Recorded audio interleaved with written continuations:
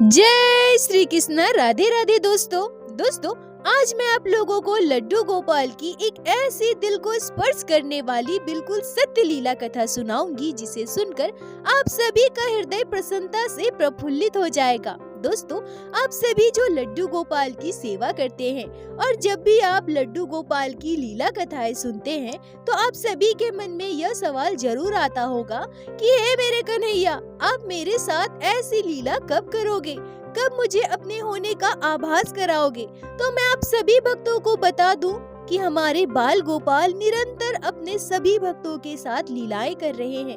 आप सभी के साथ हमारे नटखट गोपाल दिन प्रतिदिन लीलाएं कर रहे हैं। बस जरूरत है तो सच्चे मन से, सच्चे दिल से, पूर्ण विश्वास के साथ उन लीलाओं को महसूस करने की, उन लीलाओं पर विश्वास करने की। दोस्तों, जहाँ विश्वास है वहीं भक्ति है, जहाँ भक्ति है वहीं प्रेम है, और जहाँ प्रेम है वहीं हमारे लड्डू गोपाल है। दोस्तों, आज की यह लीला कथा आंखें बंद करके पूर्ण विश्वास के साथ श्रवण कीजिएगा और मैं आप सभी को विश्वास दिलाती हूँ कि यह लीला कथा सुनने के बाद आपकी श्रद्धा भक्ति अपने लड्डू गोपाल पर कई गुना बढ़ जाएगी। आप अपने कन्हैया से और भी प्रेम करने लगेंगे। आप यह समझ पाओगे कि आप जिस लड्डू गोपाल की सेवा करते हैं, जिसे आपने अपने परिवार का सदस्य के रूप में अपने घर विराजित किया है, जिससे आप प्रेम करते हैं, वो कन्हैया, वो लड्डू गोपाल तो आपके घर विराजित है और नित्य प्रतिदिन आपके साथ लीलाएं कर रहे हैं। तो लीला कथा पूरा अवश्य सुनिएगा दोस्तों।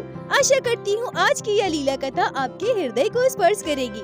दोस्तों, आज की यह लीला कथा हमारे साथ शेयर की है रांची में रहने वाली सविता अधिकारी जी ने। सविता जी कहती हैं कि मेरी शादी को 6 साल हुए हैं। मेरा मायका जमशेदपुर में है। मेरे मायके में मेरे मम्मी पापा, दादा दादी और हम 3 भाई बहन हैं।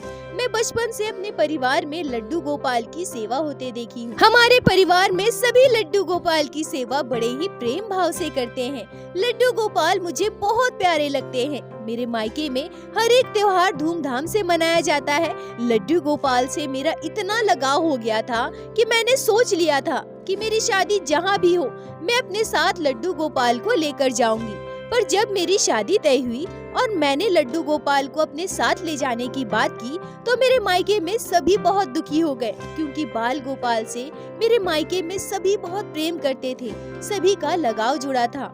मेरी शादी से लगभग 3 महीने पहले हम वृंदावन गए और वहाँ से एक छोटे से बाल गोपाल का श्री विग्रह लेकर आए और अपनी शादी के बाद मैं उसी लड्डू गोपाल को अपने साथ अपने ससुराल लेकर गई। ससुराल में मेरी सासू माँ, मेरे ससुर जी, मेरे हस्बैंड, मेरी एक ननद और मेरे एक देवर है। सविता जी कहती हैं कि मैं अपने आप को बहुत सौभाग्यशाली मानती हूँ जो मेरे ससुराल में कभी किसी ने मुझे लड्डू गोपाल की सेवा करने से नहीं रोका।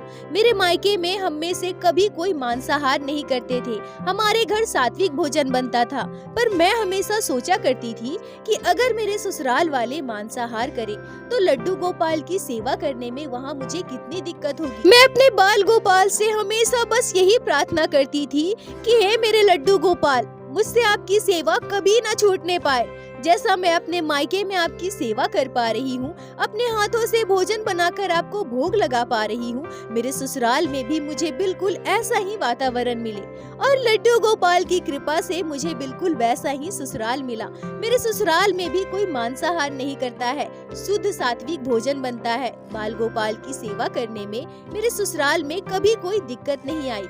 यहाँ तक कि मेरी सासू माँ भी पूजा पाठ करने वाली भक्ति प्रवृत्ति की महिला है। वो भी बहुत पूजा पाठ किया करती है। जब मैं लड्डू गोपाल को लेकर अपने ससुराल गई तो मेरी सासू माँ बहुत खुश हो गई। साथ ही साथ मेरे ससुराल में सभी लड्डू गोपाल से बहुत प्रेम करने लगे। मेरी सासू माँ मेरे साथ मिलकर लड्डू गोपाल की सेवा करने लगी। लड्डू गोपाल की कृपा से मेरी शादी के लगभग 1.5 साल के बाद मेरी बेटी का जन्म हुआ।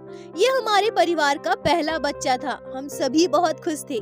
धीरे धीरे मेरी बेटी बड़ी होती रही, पर वो कहते हैं ना, परिवार के संस्कार बच्चों में जरूर आते हैं। मेरी बेटी जब थोड़ी समझने लगी, बैठने लगी, थोड़ी थोड़ी चलने लगी और तब से ही वो लड्डू गोपाल की सेवा करते हमें देखती थी और वो भी बाल गोपाल के पास आती थी। लड्डू गोपाल को गोद में लेने की जिद करती थी, पर वो बहुत छोटी थी, इसलिए हम उसे अपने छोटे से लड्डू गोपाल से दूर रखते थे।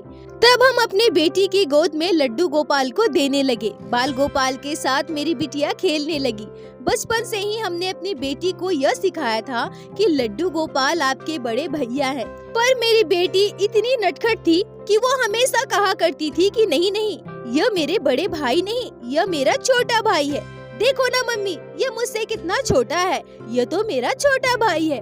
अपनी बेटी की बात सुनकर हम सभी बहुत खुश होते थे।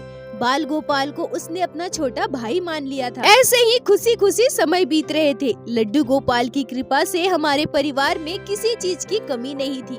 सविता जी कहती हैं कि अब मैं जो आप लोगों को लड्डू गोपाल की लीला बताने वाली हूँ, उसे सुनकर आप सभी के रोंगटे खड़े हो जाएंगे, क्योंकि जब यह घटना हमारे साथ घटी तो हम भी बिल्कुल स्तब्ध थे। हमें यकीन नहीं हो रहा था कि हमारे छोटे से लड्डू गोपाल हमारे साथ इतनी बड़ी लीला कर सकते हैं। यह घटना आज से लगभग 1.5 साल पहले की है।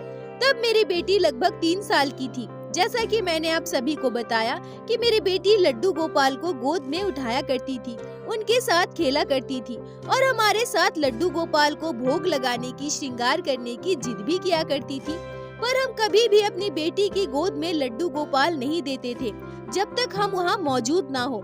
हम अपने बाल गोपाल का भी उतना ही ध्यान रखते हैं जितना कि अपनी बेटी का रखते हैं, क्योंकि मेरे लिए लड्डू गोपाल मेरे प्रथम संतान है और मैं अपने दोनों बच्चे से बराबर प्यार करती हूँ। आज से 3 साल पहले दशहरे के समय की यह घटना है। हमारे घर में यह नियम था, हम जब भी कहीं बाहर घूमने जाते थे तो अपनी बेटी के लिए खिलौने आदि लाते थे, तो अपने लड्डू गोपाल के लिए भी खिलौने लाते थे, क्योंकि वो भी बाल स्वरूप में हमारे घर विराजित है। हम जब दशहरे का मेला देखने गए तो मेरी बेटी के लिए हमने एक गुड़िया खरीदा और लड्डू गोपाल के लिए एक छोटी सी कार खरीदी।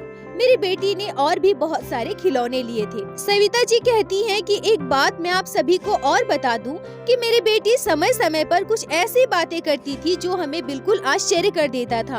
हम अपने लड्डू गोपाल को कान्हू कहकर पुकारते हैं। कई बार ऐसा देखा गया है कि हम सभी सो रहे हैं और मेरी बेटी भी सो रही है, तभी अचानक से मेरी बेटी जग जाती है और हमसे कहती है कि मम्मी मम्मी, कान्हू को गर्मी लग रहा है, आप उसके आगे कूलर लगा दो ना। तो कई बार सोते सोते मेरी बेटी जागकर हमसे कहती कि मम्मी मम्मी, कान्हू को ठंड लग रही है, वो मुझे बुला रहा है, उसे जाकर रजाई उड़ा दो ना। तो कई बार मेरी बेटी ने गर्मी के समय में यह भी कहा है कि मम्मी, कान्हू मुझे बुला रहा है, जाओ ना कान्हू को पानी पिला दो, वो तो छोटा सा बच्चा है ना, वो खुद से पानी नहीं पी रहा है। देखो ना मम्मी, देखो कान्हू बुला रहा है, अब जाकर कान्हू को पानी पिला दो ना। सविता जी कहती हैं कि ऐसे न जाने कई बातें मेरी बेटी किया करती थी। हम सभी को बड़ा ही आश्चर्य होता था कि मेरी बेटी इतनी छोटी सी है, लगभग 2.5-3 साल की, इतनी सारी बातें उसके दिमाग में कहाँ से आती है, वो कहाँ से सीखती है ये सब। हम में से तो कभी कोई इस बारे में बात तक नहीं करते, फिर उसके दिमाग में ये सारी बातें कहाँ से आती है।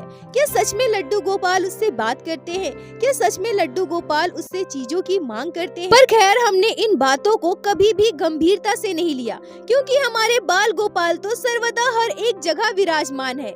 हम कभी भी कहीं भी उन्हें महसूस कर सकते हैं, वो कभी भी कहीं भी प्रकट हो सकते हैं, किसी का भी मार्गदर्शन कर सकते हैं और जरूरत पड़ने पर अपने भक्तों की रक्षा के लिए भी आ सकते हैं। सविता जी कहती हैं कि हम अपने लड्डू गोपाल को दिन भर अपने हॉल में विराजित रखते थे, क्योंकि हमें ऐसा लगता था कि अगर हम लड्डू गोपाल को मंदिर के अंदर विराजित करते हैं तो वो वहाँ अकेला महसूस करेंगे और हॉल में रहेंगे तो हम दिन भर आते जाते अपने लड्डू गोपाल को देख पाएंगे और उनसे बात भी कर पाएंगे। मेरी बेटी भी हॉल में ही खेला करती थी और लड्डू गोपाल से बातें किया करती थी। हमने जो दशहरे में अपनी बेटी के लिए गुड़िया लेकर आया था और बाकी के खिलौने लेकर आए थे, उसके साथ मेरी बेटी दिन भर खेला करती थी और लड्डू गोपाल के आगे हमने उनका छोटा सा कार वाला खिलौना रखा था। मेरी ननद देवर तो कॉलेज चले जाते थे, मेरे हस्बैंड और ससुर जी अपने अपने काम पर, दिन भर मैं और मेरी सासू माँ घर पर अकेले रहते थे।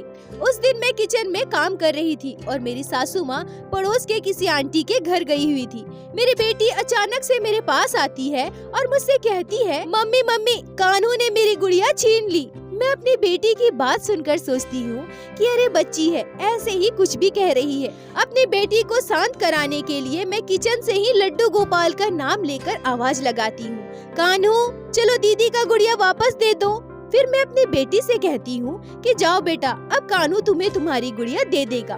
मेरी बेटी वहाँ से चली जाती है और दौड़कर अपनी गुड़िया लेकर वापस मेरे पास आती है और मुझसे कहती है, देखो ना मम्मी, देखो आपने डांटा ना तो कान्हू ने डरकर मेरी गुड़िया मुझे वापस दे दी। अपनी बेटी की बात सुनकर मैं भी मुस्कुराने लगी। मैं सोचने लगती हूँ कि बच्चे मन के कितने निर्मल होते हैं, कितने सच्चे होते हैं। मेरी छोटी सी बिटिया, इसे यह भी नहीं पता कि जिसे वो कान्हू कान्हू कहकर बुला रही है, जिसे वो अपना छोटा भाई मानती है, वो असल में परम ब्रह्म है, सृष्टि के पालनहार, समस्त ब्रह्मांड के स्वामी। पर अगले दिन फिर से यही घटना घटती है। मेरी सासू माँ ऊपर के कमरे में बैठकर कुछ काम कर रही थी, मैं किचन में खाना बना रही थी। तभी मेरी बेटी दौड़कर मेरे पास आती है और मुझसे कहती है, मम्मी मम्मी देखो ना, आज फिर से कान्हू ने मेरी गुड़िया छीन ली। मैं कान्हू को अपनी गुड़िया क्यों दूं? वो मुझे क्या अपनी कार देता है खेलने के लिए? मैं नहीं दूंगी अपनी गुड़िया। मम्मी आप बोलो ना। सविता जी कहती हैं कि मैं काम कर रही थी और बार बार मेरी बेटी आकर ऐसा बोलकर मुझे परेशान कर रही थी। मैं जोर से किचन से डांटते हुए कान्हू को आवाज लगाती हूँ, कान्हू अब फिर से बदमाशी कर रहे हो, दीदी को उसकी गुड़िया वापस दे दो। दीदी की गुड़िया तुम क्यों छीनते हो? तुम्हारे पास तुम्हारी कार है ना, तुम उसके साथ खेलो। सविता जी कहती हैं कि मेरा इतना कहते ही मेरी बेटी खुशी खुशी दौड़कर हॉल की तरफ चली जाती है और तुरंत अपनी गुड़िया लेकर मेरे पास वापस आती है और मुझसे कहती है कि मम्मी मम्मी देखो ना, कान्हू ने मेरी गुड़िया मुझे दे दी, अब वो अपनी कार के साथ खेल रहा है। सविता जी कहती है कि मैं अपने काम पर व्यस्त थी, मैंने उसकी बातों पर ध्यान तक नहीं दिया। मेरी बेटी वहाँ से चली गई। पर यह घटना लगातार 2 दिन हमारे साथ घट चुकी थी और इस घटना के बारे में मैंने किसी से जिक्र भी नहीं किया था, क्योंकि मुझे पता था कि छोटी सी बच्ची है, कुछ भी बोल रही है। पर कुछ दिनों के बाद फिर से ऐसी ही घटना घटती है। मैं और मेरी सासू माँ दोनों मिलकर उस दिन स्टोर रूम की साफ सफाई कर रहे थे। मेरी बेटी हमेशा की तरह हॉल में खिलौनों के साथ खेल रही थी। तभी अचानक आज मेरी बेटी रोते हुए मेरे पास आती है और मुझसे कहती है, मम्मी मम्मी देखो ना, कान्हू ने मेरी गुड़िया छीन ली और बैठकर खेल रहा है, मुझे अपनी कार भी नहीं दे रहा है, मुझे उसके साथ नहीं खेलना है, वो हमेशा मेरी गुड़िया छीन लेता है। आप उसे डांटो ना मम्मी, मेरी गुड़िया मुझे वापस दिलाओ। सविता जी कहती है कि मैं और मेरी सासू माँ सुबह से स्टोर रूम की साफ सफाई में लगे थे।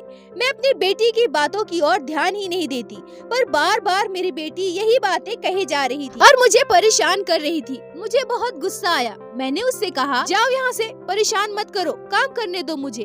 तब मेरी बेटी गुस्से में वहाँ से चली जाती है, पर थोड़ी ही देर के बाद फिर से वापस आती है और मेरी सासू माँ से कहती है, दादी दादी देखो ना, कान्हू ने मेरी गुड़िया ले ली और जब मैं उससे उसकी कार मांग रही हूँ तो वो मुझे दे भी नहीं रहा है। अब चलो ना दादी, चलो ना, मेरी गुड़िया मुझे वापस दिला दो। सविता जी कहती है कि मैं झुंझलाकर अपनी बेटी से कहती हूँ कि इसने सुबह से परेशान कर रखा है, काम भी नहीं करने देती ढंग से, अभी तुम यहाँ से निकलो नहीं तो 2 थप्पड़ लगाऊंगी। सविता जी कहती हैं कि मेरे डांटने से मेरी बेटी रोने लगती है। तभी मेरी सासू माँ कहती है कि बहू ऐसा मत कहो, छोटी बच्ची है ना। मेरी सासू माँ मेरी बेटी से कहती है कि तुम्हें क्या चाहिए, गुड़िया चाहिए या फिर कार चाहिए। दोस्तों सविता जी कहती है कि उस समय मेरी बेटी ने जो कहा उसे सुनकर थोड़ी देर के लिए हम दोनों सन्न रह गए। मेरी बेटी कहती है कि दादी दादी, कान्हू हमेशा मेरी गुड़िया ले लेता है और अपनी कार कभी नहीं देता। मैं क्यों दूं उसे अपनी गुड़िया? जब भी मैं उससे कार मांगती हूँ मेरे हाथ से छीन लेता है। नहीं नहीं, मैं अपनी गुड़िया उसे नहीं दूंगी, नहीं तो आप मुझे उसकी कार मंगवा दो। मेरी बेटी की इतनी बड़ी बड़ी बातें सुनकर मैं और मेरी सासू माँ दोनों आश्चर्य थे। हम दोनों एक दूसरे की ओर देख रहे थे और सच कहूँ तो एक बार के लिए मेरे मन में यह बात भी आई थी कि क्या सच में लड्डू गोपाल इसके साथ खेलते हैं, क्या सच में लड्डू गोपाल इससे बात करते हैं। पर अगले ही पल मैं सोचती हूँ कि नहीं नहीं, ऐसा कैसे हो सकता है, छोटी बच्ची है, कुछ भी कह रही है। तभी मेरी सासू माँ स्टोर रूम से चिल्लाते हुए लड्डू गोपाल से कहती है कि कान्हू दीदी को इसकी गुड़िया दे दो, नहीं तो अभी मैं तुम्हारी कार छीनकर दीदी को दे दूंगी। इतना सुनते ही मेरी बेटी खुशी खुशी स्टोर रूम से हॉल की तरफ चली जाती है और थोड़ी ही देर के बाद मेरी बेटी अपनी गुड़िया लेकर हमारे पास आती है और हमें दिखाकर वापस खेलने चली जाती है। सविता जी कहती हैं कि यहाँ तक तो ठीक था, हमने कभी इस बात को ज्यादा गंभीरता से नहीं लिया, पर एक दिन कुछ ऐसा हुआ जिसे सुनकर आप सभी आश्चर्यचकित हो जाएंगे, जैसा हम हुए थे। दोपहर दोपहर 2 बज रहा था। मैं और मेरी सासू माँ खाना खाकर मेरे कमरे में ही बैठकर बुनाई का काम कर रहे थे।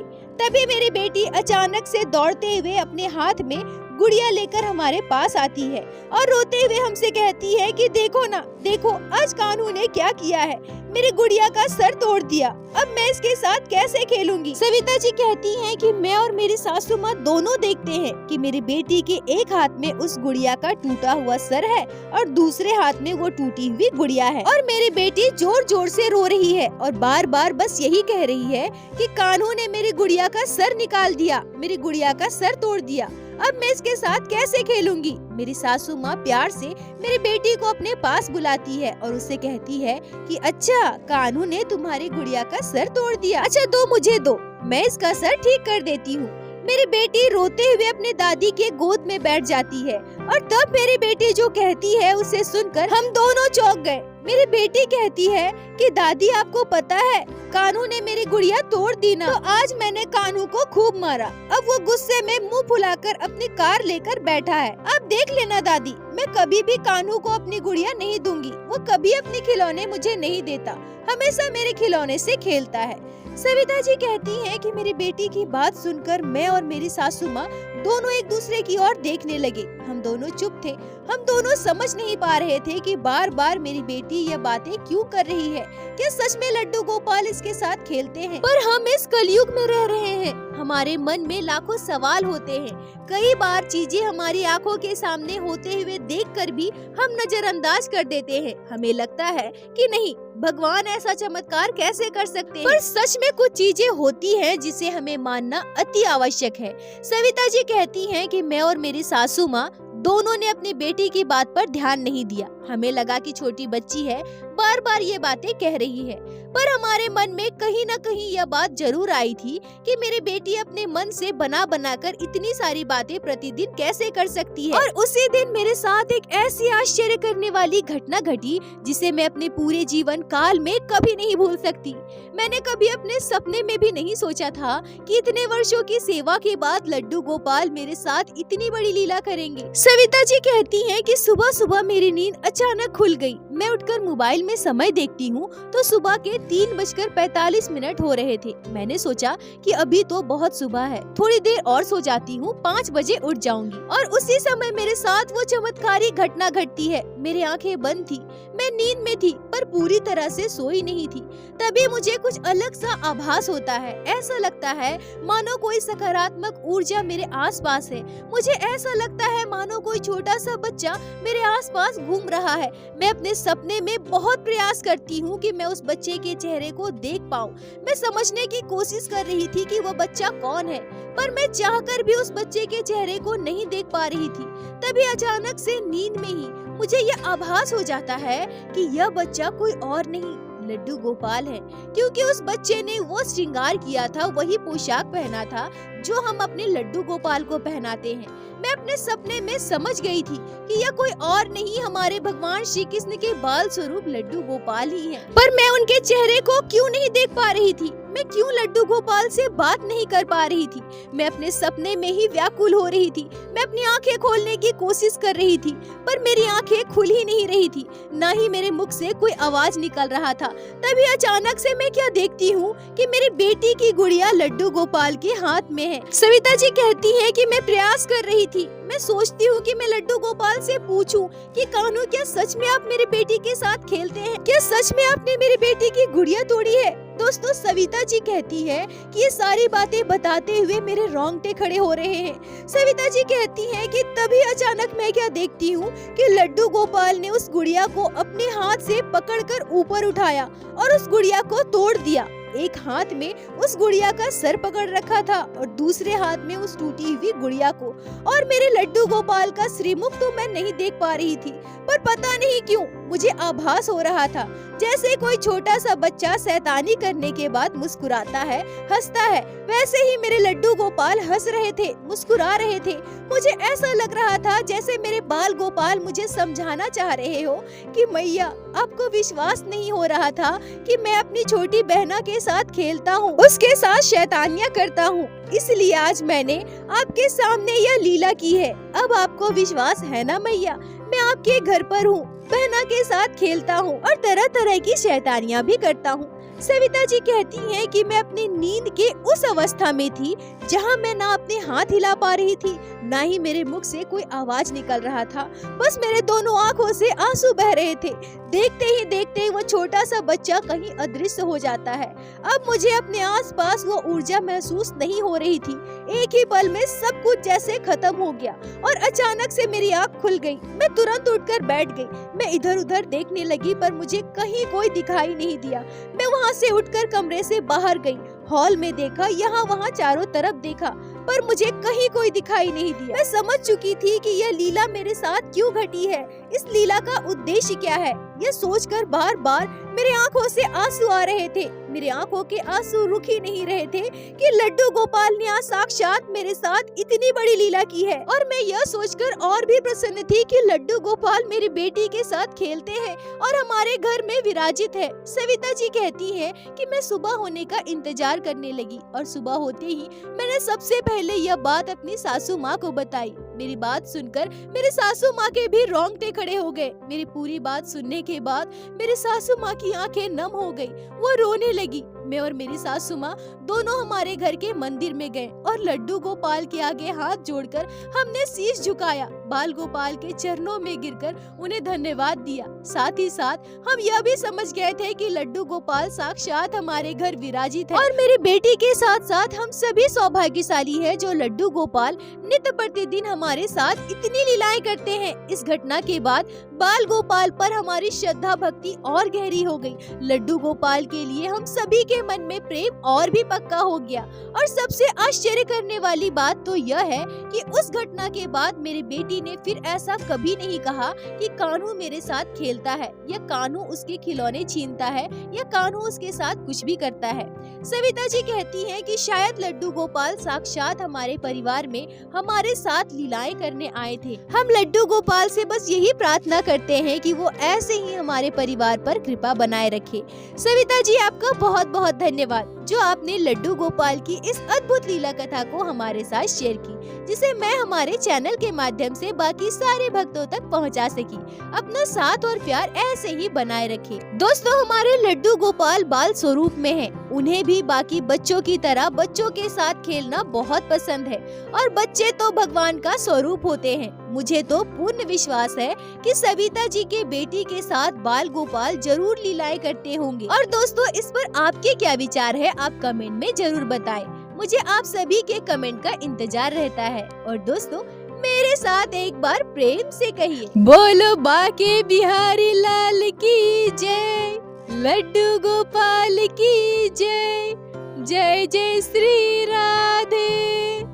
दोस्तों, यदि आप लोगों को आज की यह लीला कथा अच्छी लगी हो, आपके हृदय को स्पर्श की हो, तो कृपया वीडियो को लाइक करके अपने दोस्तों के साथ शेयर अवश्य करें, जिससे बाकी भक्त भी लड्डू गोपाल की इस अद्भुत लीला कथा को श्रवण कर सके। और हमारे चैनल को सब्सक्राइब करें, जिससे प्रतिदिन आप लोग हमारे चैनल पे श्री बाके बिहारी श्री लड्डू गोपाल की लीला कथा सुन सके। दोस्तों, यदि आपके जीवन में घटी हो कोई भी चमत्कारी घटना या लड्डू गोपाल ने कभी भी की हो कोई भी लीला जिसे आप हम सभी के साथ शेयर करना चाहते हैं, तो कृपया हमें इंस्टाग्राम पे मैसेज करें। हम आपसे कांटेक्ट करेंगे और आपकी उस लीला कथा को हमारे चैनल पे बाकी सारे भक्तों के साथ शेयर अवश्य करेंगे। लड्डू गोपाल की कृपा आप पर और आपके पूरे परिवार पर बनी रहे। राधे राधे दोस्तों।